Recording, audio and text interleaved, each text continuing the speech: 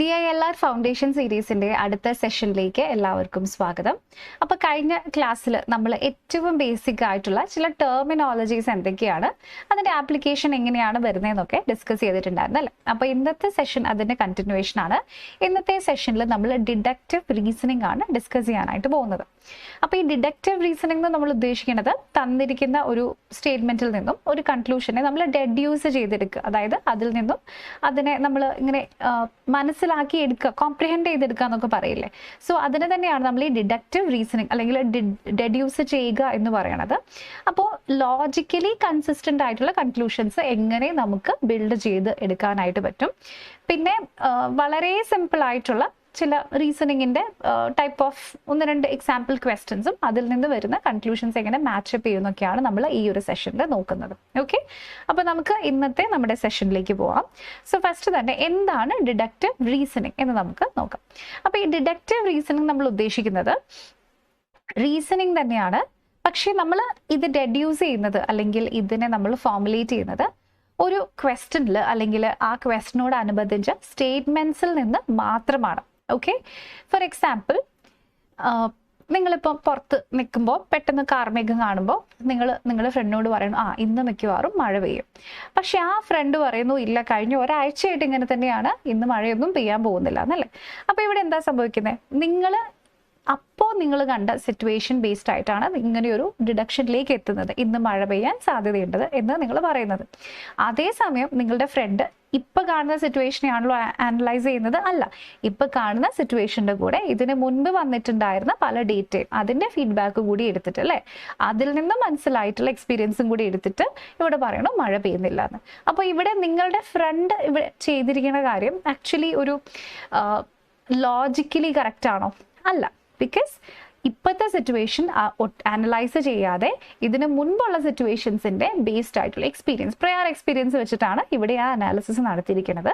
So ഈ രീതിയിലുള്ള ഇവിടെ ഫ്രണ്ട് 1 ചെയ്തതുപോലെയുള്ള അനാലിസിസ് ആണ് നമ്മളിവിടെ DILRൽ യൂസ് ചെയ്യാൻ പാടുള്ളൂ. അല്ലാതെ നമ്മുടെ പ്രയർ നോളജ് ബേസ്ഡ് ആയിട്ടോ അല്ലെങ്കിൽ നമുക്ക് എന്തെങ്കിലും കോൺസെപ്റ്റ്സ് ഓൾറെഡി അറിയാമെങ്കിൽ അത് ബേസ്ഡ് ആയിട്ടോ അങ്ങനെയുള്ള യാതൊരു രീതിയിലും ബയസ്ഡ് ആയിട്ടുള്ള ഡേറ്റ നമുക്കിവിടെ എടുക്കാൻ പാടില്ല. ക്ലിയർ ആവുന്നുണ്ടോ എല്ലാവർക്കും? So you should only deduce something using the given statements. So ഇതാണ് ലോജിക്കൽ റീസണിങ്ങിന്റെ ഡിഡക്റ്റീവ് റീസണിങ് എന്ന് പറയുന്ന ഏരിയയുടെ ഏറ്റവും ഇമ്പോർട്ടൻ്റ് ആയിട്ടുള്ള കാര്യം. സോ നിങ്ങളുടെ സ്റ്റേറ്റ്മെന്റ്സിൽ എന്താണോ പറഞ്ഞിട്ടുള്ളത് ആ സ്റ്റേറ്റ്മെന്റ്സിൽ വരുന്ന ലോജിക്ക് മാത്രമാണ് നിങ്ങൾ യൂസ് ചെയ്യാനായിട്ട് പറ്റുള്ളൂ. ക്ലിയർ?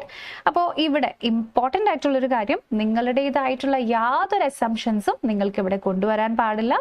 ഒരു ഔട്ട്സൈഡ് നോളജും ഇവിടെ അപ്ലൈ ചെയ്യാൻ പാടില്ല. ഗിവൻ ഇൻഫർമേഷൻ മാത്രം ഉപയോഗിച്ചിട്ടായിരിക്കണം നിങ്ങൾ റീസണിങ്ങിൽ ഇത്തരത്തിലുള്ള ഡിഡക്ഷൻസ് ഡെവലപ്പ് ചെയ്യേണ്ടത്. ക്ലിയർ? അപ്പോൾ അത് ഞാൻ പറയാൻ റീസൺ എന്താണെന്ന് വെച്ചിട്ടുണ്ടെങ്കിൽ, നമ്മുടെ കാറ്റ് എക്സാമ്പിൾ ഇപ്പോൾ നിങ്ങൾ 2026 പ്രിപ്പയർ ചെയ്യുന്ന സമയത്ത് ചില ക്വസ്റ്റ്യൻസ്, ഇപ്പോൾ അതിൽ എനിക്ക് ഏറ്റവും നല്ല എക്സാമ്പിൾ ആയിട്ട് തോന്നുന്നത് ഗെയിം ബേസ്ഡ് ആയിട്ടുള്ള സെറ്റുകളാണ്. അപ്പോൾ ഈ ഗെയിം ബേസ്ഡ് സെറ്റുകൾ ഇതിന് മുൻപൊരു വീഡിയോയിൽ ഞാൻ പറഞ്ഞിട്ടുണ്ട്, എനിക്ക് ഭയങ്കര കൺഫ്യൂസിംഗ് ആണ്, അല്ലെങ്കിൽ എനിക്ക് ടഫാണ് ആക്ച്വലി ഗെയിം ബേസ്ഡ് ആയിട്ടുള്ള സെറ്റുകൾ. അതിൽ ഈസി സെറ്റ്സും വരാറുണ്ട്, പക്ഷെ ചില സെറ്റുകൾ ഒത്തിരി വലുതായിരിക്കും. അപ്പോൾ ഇവിടെ ഗെയിം ബേസ്ഡ് സെറ്റൊക്കെ വരുമ്പോൾ എന്താ പ്രശ്നം എന്ന് വെച്ചാൽ, ആ ഗെയിമിൽ അവർ ഒരു റൂൾ ആയിരിക്കും ഉണ്ടാക്കുന്നത്. ഇപ്പോൾ ചിലപ്പോൾ ഒരു ബോൾ പാസിംഗ് ആയിട്ടുള്ള ഒരു ബേസിക് ക്വസ്റ്റ്യൻ ആയിരിക്കും. അപ്പോൾ അതിൽ പറയണു 1 എന്ന് പറയുന്ന ആള് അയാളുടെ സെക്കൻഡ് ടു ദി റൈറ്റ് ഇരിക്കുന്ന ആൾക്ക് മാത്രമാണ് ബോൾ പാസ് ചെയ്യാൻ പാടുള്ളൂ.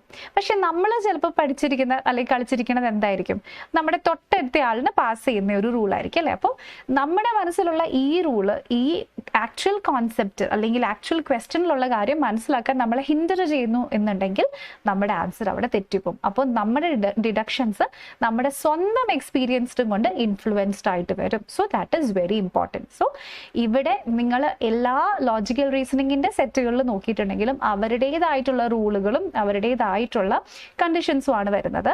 സോ അത് യൂസ് ചെയ്യാതെ നമ്മുടെ സ്വന്തം കണ്ടീഷൻസിലേക്ക് പോയിട്ടുണ്ടെങ്കിൽ definitely you will be making A mistake. Clear? So അതുകൊണ്ടാണ് ഇവിടെ ലോജിക്കൽ ഡിഡക്ഷൻസിന് നമ്മൾ ഒരു സെപ്പറേറ്റ് ആയിട്ടുള്ള സെഷൻ തന്നെ വെച്ചിരിക്കുന്നത്. ക്ലിയർ ആയോ എല്ലാവർക്കും? സോ അപ്പോൾ ഇവിടെ ഡിഡക്ഷൻസ് കൊണ്ടുവരുന്നത് ജസ്റ്റ് കണ്ടീഷൻസ് മീറ്റ് ചെയ്യുന്നുണ്ടോ നോക്കാൻ വേണ്ടി മാത്രമല്ല, നമുക്ക് വാലിഡ് അല്ലാത്ത കണ്ടീഷൻസിനെ എലിമിനേറ്റ് ചെയ്യാൻ വേണ്ടിയിട്ടും നമുക്കിത് യൂസ് ചെയ്യാനായിട്ട് പറ്റും. At the same time multiple clues തമ്മിൽ കണക്ട് ചെയ്തിട്ട് ഒരു ഡയഗ്രാം ഫോർമുലേറ്റ് ചെയ്യാനും ഇത് നമ്മളെ ഹെൽപ്പ് ചെയ്യും. സോ പ്ലീസ് റിമെമ്പർ, നമ്മൾ ഇന്നത്തെ ക്ലാസ്സിലും ആക്ച്വൽ സെറ്റ്സ് സോൾവ് ചെയ്യാനൊന്നും പോകുന്നില്ല. സെറ്റിൽ സോൾവ് ചെയ്യുക എന്ന് പറയുന്നത് നമ്മുടെ നെക്സ്റ്റ് ലെവലിൽ മാത്രം സ്റ്റാർട്ട് ചെയ്യാൻ പറ്റുന്ന ഒരു കാര്യമാണ്. നിങ്ങളുടെ ബേസിക് ലെവൽ ഓഫ് കോച്ചിങ് കഴിഞ്ഞിട്ട്, ഇത് ബേസിക്സിൻ്റെയും ബേസിക്സ് ആണ്, ബേസിക് ലെവൽ കഴിഞ്ഞിട്ടായിരിക്കും നമ്മൾ ആക്ച്വൽ സെറ്റ്സിലേക്ക് പോകുന്നത്. But before that we R on the way. നമ്മൾ ആ സെറ്റുകൾ സോൾവ് ചെയ്യാന്നുള്ള ആ ഒരു റോഡിലാണ് നമ്മൾ പോയിക്കൊണ്ടിരിക്കുന്നത്. പക്ഷേ we haven't yet reached there. Okay, clear ആയല്ലോ എല്ലാവർക്കും? സോ അപ്പോൾ നമുക്ക് എങ്ങനെയാണ് ഇതിൽ ക്വസ്റ്റ്യൻസ് വരുന്നത് എന്ന് നമുക്ക് നോക്കാം. ഇപ്പോൾ കാറ്റിൽ ഇപ്പോൾ DILRൽ മാത്രമല്ല കേട്ടോ, നിങ്ങൾ ഇപ്പം ഞാൻ ഈ തന്നിരിക്കുന്ന സാധനങ്ങളൊക്കെ നിങ്ങൾ VARCയിലും ഇഷ്ടം പോലെ കാണാൻ പറ്റും. അതായത് based on which will be definitely true, what the author think will be definitely true എന്നൊക്കെ പറഞ്ഞിട്ട് നിങ്ങൾക്ക് ഇഷ്ടം പോലെ ഇത് തന്നെ verbal ability and reading comprehension, അതാണ് VARCയിലും കാണാൻ പറ്റും. പക്ഷേ ഇവിടെ നമുക്ക് DILRന്റെ ക്ലാസ്സസ് നമ്മൾ നോക്കുമ്പോൾ ഇതിൽ ക്വസ്റ്റ്യൻസ് വരുന്നത് which of the following must be true, അങ്ങനത്തെ ചോദ്യങ്ങൾ വരും. എന്ന് വെച്ചാൽ ഇത് എന്ത് കണ്ടീഷൻ വന്നാലും ദിസ് ഷുഡ് സ്റ്റാൻഡ്, അല്ലെങ്കിൽ ഇത് സത്യമായിരിക്കണം അല്ലെ, അങ്ങനത്തെയുള്ള കണ്ടീഷൻസ് നിങ്ങൾ കണ്ടുപിടിക്കണം, അല്ലെങ്കിൽ ആൻസേഴ്സ് കണ്ടുപിടിക്കണം. Which statement is false, which is definitely false, which option can be correct. Can be correct എന്ന് പറയുന്നത് കൂടുതലും പോസിബിലിറ്റി ബേസ്ഡ് ആയിട്ട് വരുന്നതാണ്. അപ്പോൾ ഇങ്ങനത്തെ ആൻസർ നമ്മൾ പ്യോർ ലോജിക് വെച്ചിട്ട് വേണം വർക്ക്ഔട്ട് ചെയ്യാൻ. ഒരിക്കലും ഇങ്ങനത്തെ ക്വസ്റ്റ്യൻസിന് നിങ്ങൾ ഗെസ് ചെയ്യരുത്. ക്ലിയർ ആയോ എല്ലാവർക്കും? ഗെസ് ചെയ്യേണ്ടത് എങ്ങനെയാണ് എന്ന് ഞാൻ നിങ്ങൾക്ക് പഠിപ്പിച്ചു തരാം. അത് നമ്മുടെ ആക്ച്വൽ എക്സാം സ്ട്രാറ്റജി ഡിസ്കസ് ചെയ്യുന്ന സമയത്ത് നമുക്ക് ഗെസ് ചെയ്യാൻ പറ്റും. It is okay to make educated guesses. അതെങ്ങനെയാണ് ചെയ്യേണ്ടതെന്ന് സ്ട്രാറ്റജി പറയുമ്പോൾ ഞാൻ പഠിപ്പിച്ചു തരാം. CAT 2025 ഞാനും ഗെസ് ചെയ്തിട്ടുണ്ടായിരുന്നു. ലക്കീലി ആ ഗെസ് ചെയ്ത ആൻസർ എനിക്ക് ഒരെണ്ണം കറക്റ്റ് ആയിട്ടും വന്നിട്ടുണ്ടായിരുന്നു. So I will teach you how to make educated guesses. So other than that you should not do any guess work. Clear? അപ്പോൾ ഇന്ന് നമ്മൾ ഇവിടെ പഠിക്കാൻ പോകുന്നത് പ്രധാനമായിട്ടും ഒരു 3 കാറ്റഗറീസിൽ ഉള്ള കൺക്ലൂഷൻസ് ആണ് എപ്പോഴും CAT എക്സാമിൽ വരുന്നത്.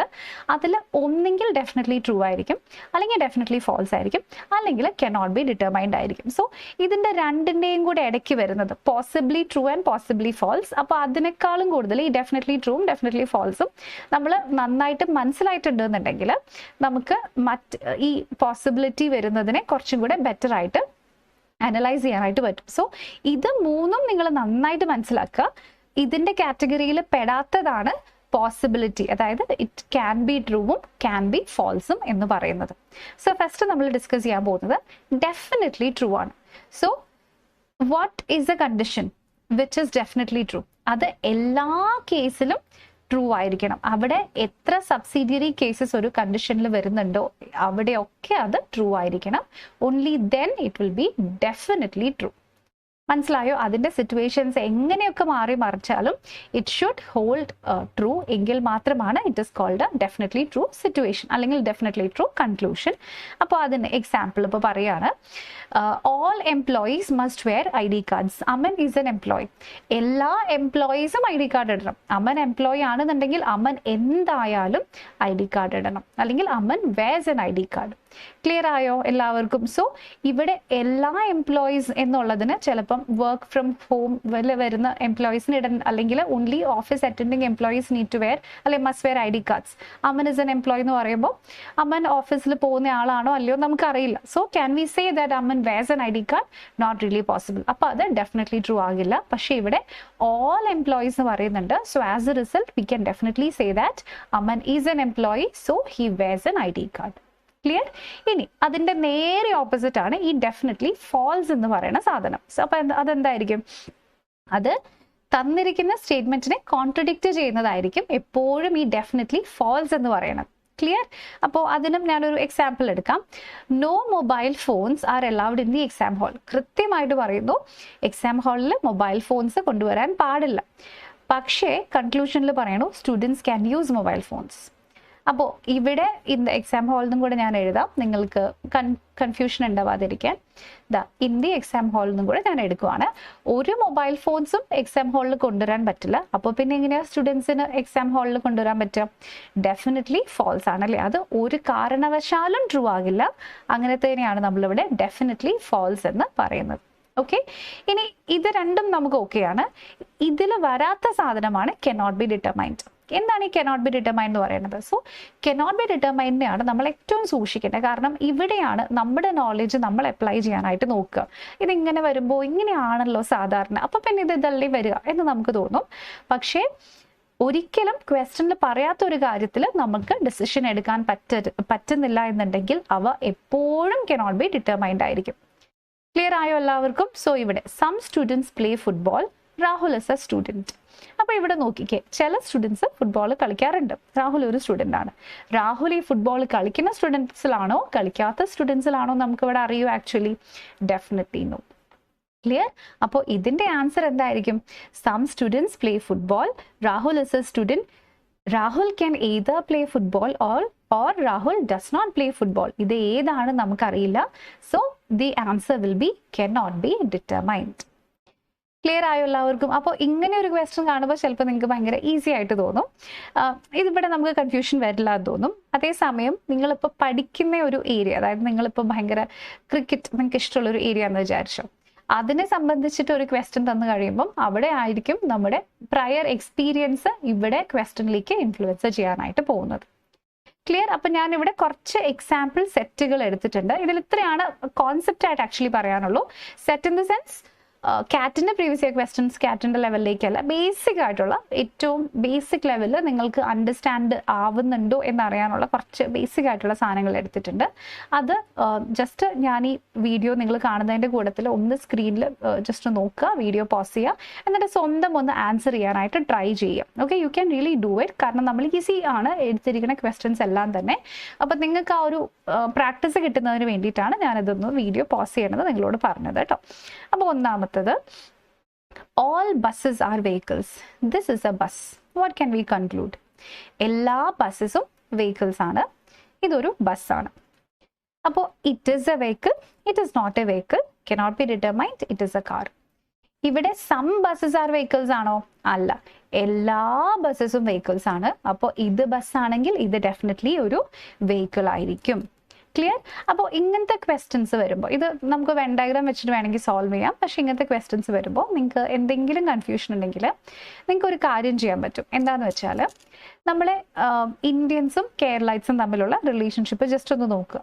ഓക്കെ, ഇവിടെ നമുക്കറിയാം ഓൾ കേരളൈറ്റ്സ് ആർ ഇന്ത്യൻസ് അല്ലേ? അപ്പോൾ അത് ഞാനിവിടെ എഴുതുകയാണെന്ന് വിചാരിച്ചോ. All Keralites R Indians. അപ്പോൾ ഞാനിവിടെ ഒരു പേര് യൂസ് ചെയ്യാണ്. ഇവിടെ യൂസ് ചെയ്യുന്ന പേര് അരുൺ. സോ ഇവിടെ ഞാൻ അരുൺ ഈസ് എ കേരളൈറ്റ് എന്ന് ഞാനിവിടെ എഴുതുകയാണെങ്കിൽ definitely Arun will be an Indian also. പക്ഷെ ഇതിൻ്റെ നേരെ റിവേഴ്സ് ഒന്ന് ആലോചിച്ച് നോക്കിക്കേ. All Keralites R Indians, fine. അതിന് റിവേഴ്സ് ആയിട്ട് ഓൾ ഇന്ത്യൻസ് ആർ കേരളൈറ്റ്സ് എന്ന് പറഞ്ഞാൽ അതിവിടെ ട്രൂ ആവുമോ? ഇല്ല. അതേപോലെ ഓൾ വെഹിക്കിൾസ് ആർ ബസ്സസ് എന്ന് പറഞ്ഞാൽ ഇവിടെ ട്രൂ ആവുമോ? അല്ല. ക്ലിയർ ആയോ എല്ലാവർക്കും? So please remember that also. അപ്പോൾ ഇതിന്റെ ആൻസർ വളരെ സിമ്പിൾ ആണ്. ഇറ്റ് ഈസ് എ വെഹിക്കിൾ എന്ന് പറയുന്നതാണ് ഇതിന്റെ ആൻസർ ആയിട്ട് വരുന്നത്. ഓക്കെ, ഇനി അടുത്തത്, no students are absent, Ravi is a student. അപ്പോൾ ഒരു സ്റ്റുഡൻസും ആബ്സെന്റ് അല്ല, റവി ഒരു സ്റ്റുഡൻ്റ് ആണ്. അപ്പോൾ റവി ഈസ് ആബ്സെന്റ് കൺക്ലൂഷൻ ആണോ? അല്ല, ഒരു സ്റ്റുഡൻറ്റും ആബ്സെന്റ് അല്ല. റവി അപ്പോൾ പിന്നെ സ്റ്റുഡൻ്റ് ആണെങ്കിൽ ആബ്സെന്റ് ആവാൻ പറ്റുമോ? No. So definitely this conclusion is false. അപ്പോൾ ഇത് ഡെഫിനറ്റ്ലി ഫാൾസിന്റെ ഒരു എക്സാമ്പിൾ ആണ് ഇപ്പൊ നമുക്ക് കിട്ടിയിരിക്കുന്നത്. ക്ലിയർ എല്ലാവർക്കും? ഇനി അടുത്തത്, some teachers are strict, all teachers are strict. പറയാൻ പറ്റുമോ? Some Indians are Malayalis, all Indians are Malayalis ആണോ? നോ. അപ്പോൾ ഇതിന്റെ ആൻസർ ഏതാണ്?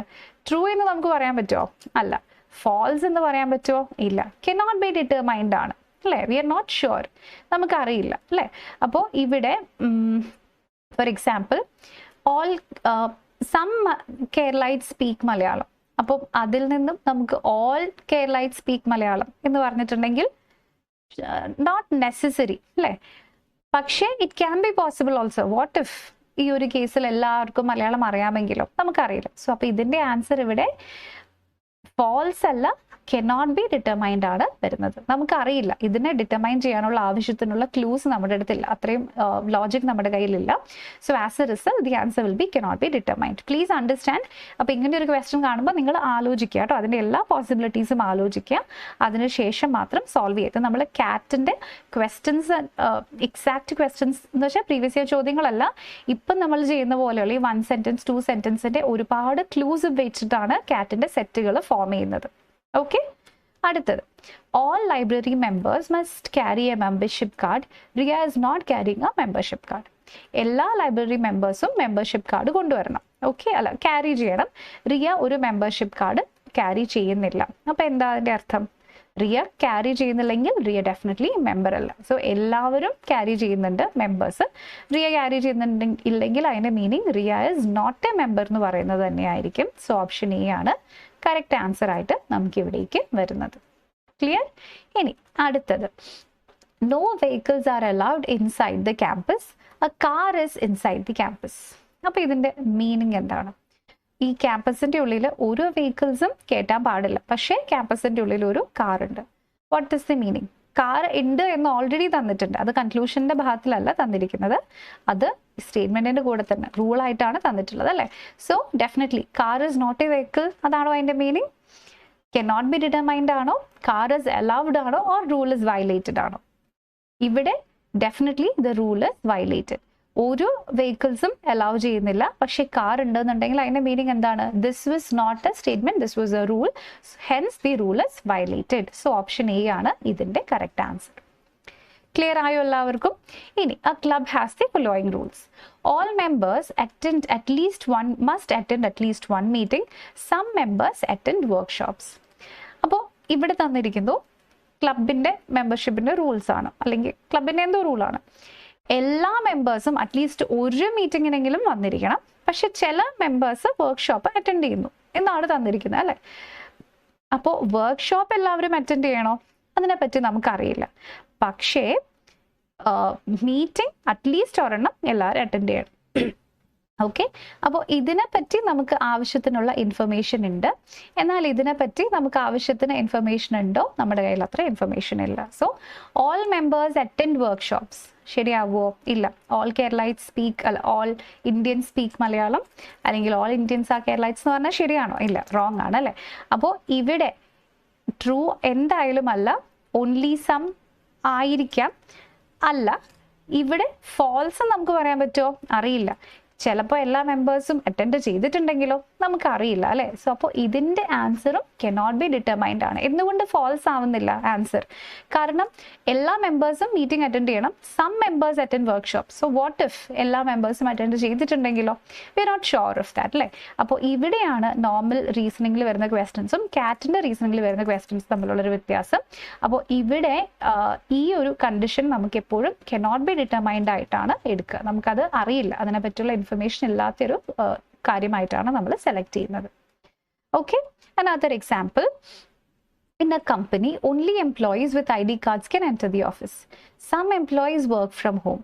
All employees who enter the office attend meetings. അപ്പോൾ ഇച്ചിരി കൂടി ഹയർ ലെവലിലേക്ക് വന്നു കേട്ടോ. നിങ്ങൾ നോക്കിക്കോ, ഇവിടെ എന്താ തന്നിട്ടുള്ളത്? Only employees with ID card can enter the office in a company. ഇതൊരു സ്റ്റേറ്റ്മെന്റ് അല്ല, റൂളാണ് കേട്ടോ. ഒരു സെറ്റിന്റെ പോലത്തെ വരുന്ന, കാറ്റിന്റെ ഒക്കെ സെറ്റിന്റെ പോലെ വരുന്ന ഒരു റൂളാണിത്. Only employees with I D card ഉള്ളവർക്ക് മാത്രമാണ് ഓഫീസിൽ എൻ്റർ ചെയ്യാൻ പറ്റുള്ളൂ. സം എംപ്ലോയീസ്, ചില എംപ്ലോയീസ് വീട്ടിലിരുന്ന് ജോലി ചെയ്യുന്നു. All employees who enter the office attend meetings. Employees who enter the office, ഓഫീസിൽ എൻ്റർ ചെയ്യുന്ന എല്ലാ എംപ്ലോയീസും മീറ്റിംഗ്സ് അറ്റൻഡ് ചെയ്യുന്നു. അപ്പോൾ ഇനി നമ്മുടെ conclusion, some employees attend meetings. അപ്പോൾ ഇവിടെ നമ്മൾ എടുക്കാൻ പറ്റുന്ന ഒരു കാര്യം ശ്രദ്ധിച്ച് നോക്കിക്കോ. Only employees with ID card enter the office. അപ്പോൾ employees who enter the office എന്ന് പറഞ്ഞാൽ ഇവരുടെയൊക്കെ കയ്യിൽ ID കാർഡ് ഉണ്ട്. ക്ലിയർ? ഇനി നെക്സ്റ്റ്, ഇവിടെ some employees work from home. ചില ആൾക്കാർ വീട്ടിലിരുന്ന് ജോലി ചെയ്യുന്നു. അപ്പോൾ സം എംപ്ലോയീസ് അറ്റൻഡ് മീറ്റിംഗ്സ്. അപ്പോൾ ഐഡിയലി ആലോചിച്ച് നോക്കിക്കേ, കുറച്ച് പേര് വീട്ടിലിരിക്കണു, കുറച്ച് പേര് ഓഫീസിൽ വരുന്നു. അപ്പോൾ ഓഫീസിൽ വരുന്നവരെല്ലാവരും അറ്റൻഡ് ചെയ്യുന്നുണ്ടാവുമോ? യെസ്. പക്ഷേ അഗൈൻ മറ്റേ സിറ്റുവേഷൻ വരുന്നു.